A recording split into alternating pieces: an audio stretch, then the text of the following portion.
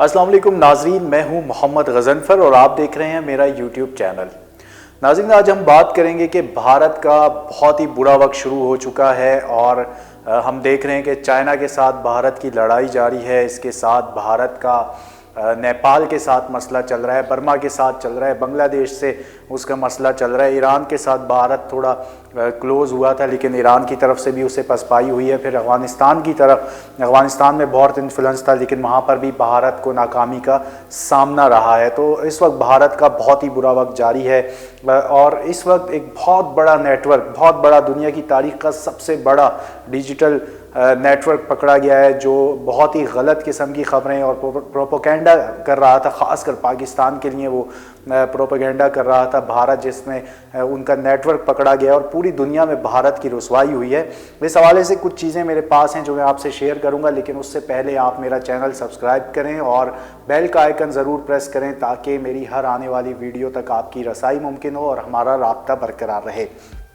तो जनाब, ये यूरोपीय यूनियन की डिसइंफो लैब है जिसने भारत के ये डिजिटल मीडिया पकड़ा है, जिसमें भारत बड़े पैमाने पर ख़ासकर पाकिस्तान को जो है वो ब्लैकलिस्ट करवाने के लिए, चाहे वो फैटफ का मामला हो, कश्मीर का मसला हो या भारत की तरफ से पाकिस्तान के ऊपर पाकिस्तानी फ़ौज को बदनाम करना हो या फिर पाकिस्तान के इदारों को, इंटेलिजेंस इदारों को बदनाम करने का मामला हो। बलूचिस्तान में मिसिंग पर्सनस का इशू है जो बिल्कुल मौजूद है लेकिन उसको भारत अपने तरीके से वो जो है बाहर उसका प्रोपोगेंडा करता है और पाकिस्तानी फ़ौज के ख़िलाफ़ वो बहुत ज़्यादा हर्जा सराई करता है आलमी सतह पर। इसके साथ भारत का हमेशा से ये वतीरा रहा है, वो किसी भी तरह पाकिस्तान के मौजूद अक़लियत जो बरादरी है, चाहे उसमें मुख्तलिफ़ सेक्ट्स हैं, मुख्तलिफ़ मज़ाहिब हैं, उनके उसको जो है वो बनाए, एक प्रोपोगेंडा के तौर पर बनाए और दुनिया में ये बताए कि पाकिस्तान में जो है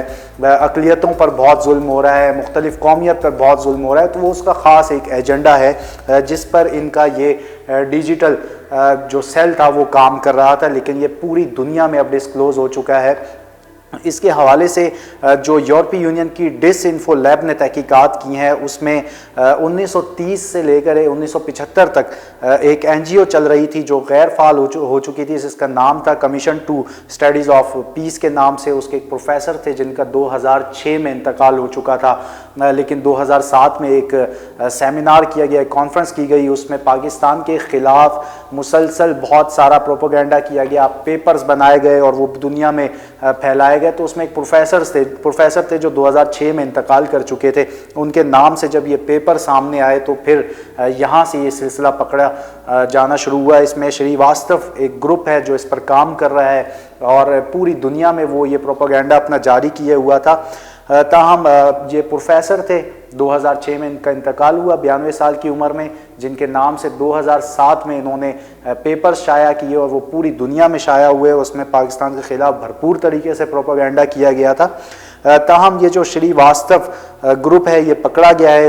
इसको जो बनाया है वो डॉक्टर गोविंद हैं। उनके आजकल इस एनजीओ के चेयरपर्सन जो हैं उनकी बीवी हैं और उनका बेटा इस पर काम कर रहा है, ख़ास तौर पे पाकिस्तान के ख़िलाफ़ लॉबिंग करते हैं। ये इनका काम ये होता था, बल्कि होता है कि ये जो यूरोपीय पार्लियामेंटेरियंस हैं उन्हें इनवाइट करते हैं, उन्हें दावत करते हैं उनकी, और एक उनकी जहन साजी करते हैं पाकिस्तान के ख़िलाफ़ के पाकिस्तान को, ताकि आलमी सतह पर बदनाम किया जा सके, चाहे वो फैटफ का मामला है और दीगर जितने पाकिस्तान के कौमी सलामती के इशूज़ हैं उस पर पाकिस्तान को ब्लैकमेल करने के लिए ये नेटवर्क काम कर रहा था। लेकिन अब ये नेटवर्क मुकम्मल तौर पर जो है पूरी दुनिया के सामने उजागर हो गया है। इसमें ANI जो एशियन न्यूज़ एजेंसी है, जो एक बहुत ही मतलब काबिल एतबार एजेंसी है, उसका भी इस्तेमाल किया जा रहा था, जिससे उसकी भी साख को नुकसान पहुंचा है। क्योंकि ये जो श्रीवास्तव ग्रुप है इन्होंने अपनी 2020 में एक वेबसाइट बनाई थी जिस पर ये प्रोपोगेंडा करते थे और फिर वो एशियन न्यूज़ एजेंसी के थ्रू अपनी वेबसाइट पर लाते थे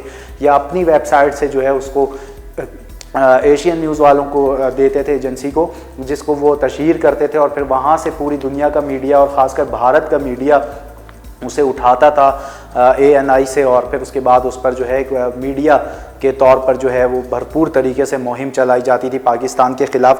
ताहम ये चीज़ें अब सामने आ चुकी हैं, लेकिन अफसोस की ये बात है कि ये सामने आने के बावजूद आलमी सतह पर मीडिया उस तरह इसको उजागर नहीं कर रहा जिस तरह करना चाहिए। अगर यही काम पाकिस्तान ने किया होता या फिर चाइना ने किया होता तो इंडिया का मीडिया इस टाइम भरपूर तरीके से इसे उजागर कर रहा होता, लेकिन भारत जो है इस पर बिल्कुल खामोश है। इस वक्त वहाँ पर बहुत सन्नाटा छाया हुआ है, क्योंकि जो इनका प्रोपेगेंडा था जिस पर बहुत ज़्यादा पैसा खर्च किया गया और भरपूर तरीके से ये NGOs बनाई गई। इसमें हुसैन हक्कानी की एक NGOs है जो ये श्रीवास्तव ग्रुप की NGOs के साथ भी अटैच है, वो भी इसके साथ काम कर रहे थे।